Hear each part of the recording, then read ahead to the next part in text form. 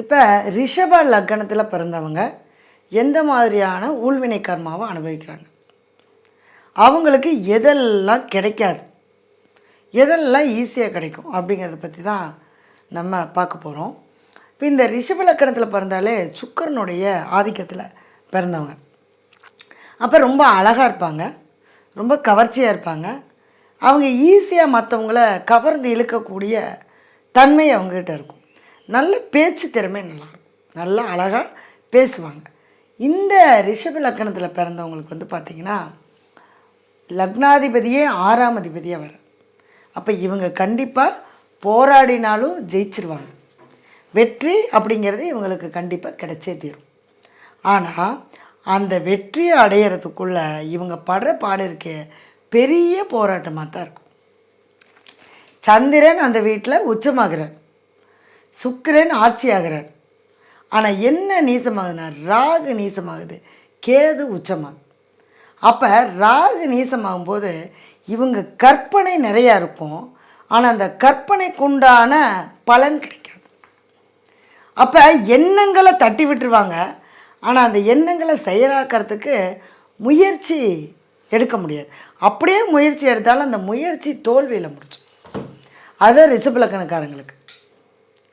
அப்போ அவங்களுடைய எண்ணங்களுக்கும் கற்பனைகளுக்கும் எட்டாத சில விஷயங்கள் கூட அவங்களுக்கு தெரிய வரும்.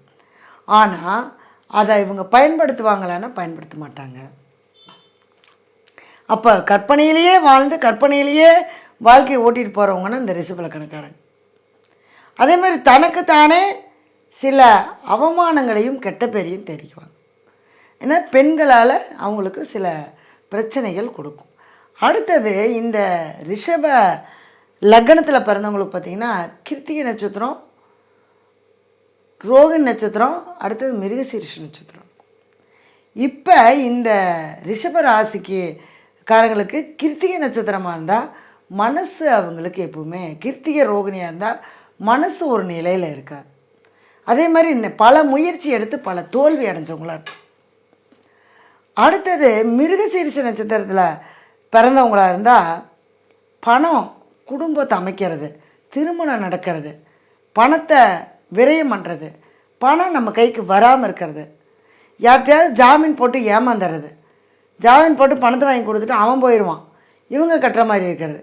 இதெல்லாம் இந்த மிருகசீரிஷ நட்சத்திரம் ரிஷப ராசியில் பிறந்தவங்களுக்கு கண்டிப்பாக நடக்கும். சரிங்களா?